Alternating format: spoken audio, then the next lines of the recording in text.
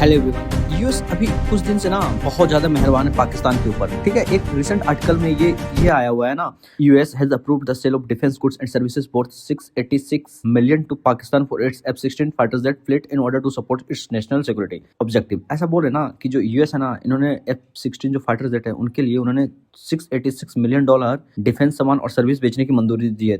इससे ये है ना कि उनका नेशनल सिक्योरिटी है ना, उसको एक सपोर्ट प्रोवाइड किया जा सके। ठीक है, और देखो इसमें तो ठीक है इतना, लेकिन इसमें से भी जो $37 मिलियन है वो डिफेंस इक्विपमेंट, हम जानेंगे आगे कि क्या है defence equipment, and 649 million equipment जो जैसे identification system, secure communications, navigation devices, software upgrades, mission planning system, क्या क्या है, मिसाइल एडिप्टर यूनिट्स, एंड ये चीज़ किया है इन्होंने करीब $649 मिलियन। ठीक है, हम एक ओवरव्यू लेंगे और इस पर थोड़ा देखेंगे क्यों ऐसा कर रहा है यूएस, और फिर थोड़ा और भी कुछ एडिशनल टॉपिक्स है उसको भी ऐड करूंगा। ओके, देखो according to DSCA US defence security corporation agency एक लेटर सेंड किया। ठीक है, फिर उसमें क्लियर कट मेंशन लिख दिया ना उन्होंने कि यूएस ने अप्रूव कर दिया है the sale of advance technology and support for Pakistan F-16 fighter jet जिसकी कीमत है 686 मिलियन। पाकिस्तान के पास अभी करंट में F-16 के 3 वेरिएंट है, वो भी 70 है टोटल नंबर में। ठीक है, और ऐसा मान लेना जो 5 F-16 है ना वो ऑपरेशन सिंदूर में खो गए। ठीक है, तो आप एक एस्टिमेट लगा के देखो, अगर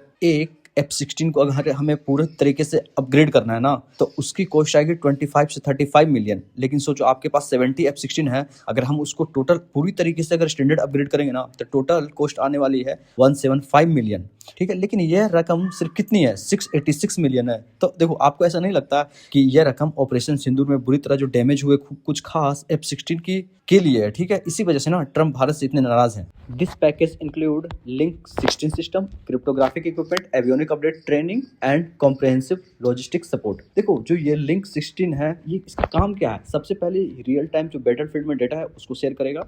दूसरा, जो भी कम्युनिकेशन है उसको सिक्योर और इनक्रिप्टेड फॉर्म में देगा। उसके बाद हमें कुछ शॉर्ट मैसेज और वॉइस चाहिए। ठीक है, उसके लिए जो है L16 सिस्टम है इसको यूज़ करेंगे। और एक चीज़ और बता देता हूँ आपको, जैसे हमें प्रिसाइज पोजिशनिंग चाहिए एयरक्राफ्ट की, कहाँ एग्जैक्ट लोकेशन है, उसमें यूज़ करते हैं L16 या लिंक 16 सिस्टम यूज़ करते हैं। अब आपको मैं एक और अपडेट देता हूँ, एवियोनिक सिस्टम। ये थोड़ा इंपॉर्टेंट लग रहा ना, इसलिए मैं इसको बता रहा हूँ। एवियोनिक अपडेट्स, इसका मतलब ये होता है ना कि इसमें electronic system such as computer, sensors, display, communication and navigation to improve, ये सब करके जो फाइटर जेट है, जैसे ओल्डर फाइटर जेट है F-16, ठीक है, तो उसमें हम ये इंप्रूवमेंट लाने के बाद ना एकदम बिल्कुल इसको न्यू वन कर देंगे। और इससे क्या हो जाएगा, इसकी परफॉर्मेंस इंक्रीज हो जाएगी और इसमें सेफ्टी इंक्रीज हो जाएगी और इसकी इफेक्टिवनेस, और इससे क्या होगा ना, जो पायलट का वर्कलोड है ना वो एक हद तक कम जाएगा। और इसकी जो लाइफ है वो 2040 या 2040 के बाद तक रहेगी। इससे आपको क्या लग रहा है, इससे आपको ऐसा नहीं लग रहा है जो यूएस है पाकिस्तान को एक लॉन्ग टर्म बैटल के लिए प्रिपेयर कर रहा है? आप एक बार सोच के देखना, ये जितने भी अपडेट बताए ढंग से देखना। एक चीज इसलिए मैं बता रहा हूँ, इस लेटर में ये बोल रहे ना कि इस डील से ना पाकिस्तान और यूएस एयरफोर्स के बीच कॉम्बैट ऑपरेशन, एक्सरसाइज और ट्रेनिंग में ज़्यादा बिना रुकावट के इंटीग्रेशन के लिए ये डील किया गया है। और इससे 2040 तक इसकी जो लाइफ है वो भी बढ़ाएंगे। मुझे तो नहीं लग रहा कि ये सब इसलिए कर रहे हैं। आपको बोला ना कि इनकी जो फाइटर जेट है ना 5 F-16, वो एक तो ऑपरेशन सिंदूर में हो गई, लॉस हो गई। ठीक है, इसके कारण जो यूएस है ना इसकी पूरी तरीके से मरम्मत के लिए कर रहा है कि अगर बाई चांस कुछ और बैटल आ गए 2040 तक, तो अगर ये अपडेटेड अगर हमने नहीं किया तो हम काउंटर अटैक कैसे करेंगे। अब पाकिस्तान ना अभी बहुत ज्यादा कमजोर है, इसका फायदा ना एक तो चाइना उठा ही रहा है और साथ में ऊपर से यूएस और आ गया। The major defence component equipment include 92 link 16 data link system and 6 inert MK-82-500 bomb body शामिल है। बाद में इन्होंने ये भी कहा ना कि इसमें कोई एक्सप्लोसिव पेलोड नहीं होगा और इसका इस्तेमाल वेपन्स इंटीग्रेशन टेस्टिंग के लिए किया जाएगा। वो आने वाले समय में बताएंगे कि क्या होने वाला है। एक हमारे फॉर्मर इंडियन फॉरेन सेक्रेटरी ने ट्वीट किया है ना कि फरवरी 2025 में यूएस ने अनाउंस किया 400 million of upgrade for Pakistan F-16s, और ये अक्टूबर में 2025 में इन्होंने ये अनाउंस किया कि हम सप्लाई करेंगे AM राम मिसाइल्स टू पाकिस्तान। और 9 दिसंबर में इन्होंने ये अभी जो न्यूज़ बताया, US has announce 686 million F-16 upgrade for Pakistan. ऐसा नहीं लग रहा, इन्होंने ये बोला ना कि चाइना इज़ आर्मिंग पाकिस्तान, तो कर ही रहा था, अब यूएस से वापस और शुरू हो गया।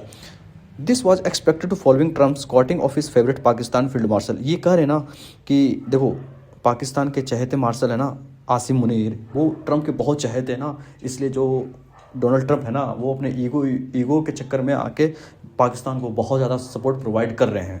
इस फोटो में देखो प्रेसिडेंट डोनाल्ड ट्रम्प और पाक प्राइम मिनिस्टर शहनवाज शरीफ और फील्ड मार्शल आसिम मुनीर, कितनी खुश लग रहे हैं ना। देखो आप किसी लीडर के चहेते होगे ना तो आपको ना ऐसा ही ट्रीटमेंट मिलेगा। ओके, आप देखो यूएस जो बोलता है वो इनके जो फील्ड मार्शल और पाकिस्तान है ना वो बिल्कुल ऐसा ही करता है ना, तो आपको इसी तरह की फोटो देखने को मिल जाएगी। ठीक है, देखो पाकिस्तान थोड़ा बेवकूफ टाइप का मुझे लगता है ना, क्यों? क्योंकि देखो इसका उपयोग चाइना भी कर रहा है, ऊपर से यूएस भी कर रहा है। ठीक है ना, इसलिए कहते हैं ना कि आपको सबसे पहले अपनी कंट्री पे फोकस करना चाहिए, वो भी पॉपुलेशन पे। आप एक बार पॉपुलेशन पे कंट्रोल करो, उसके बाद फिर अपने कंट्री में डेवलपमेंट करो।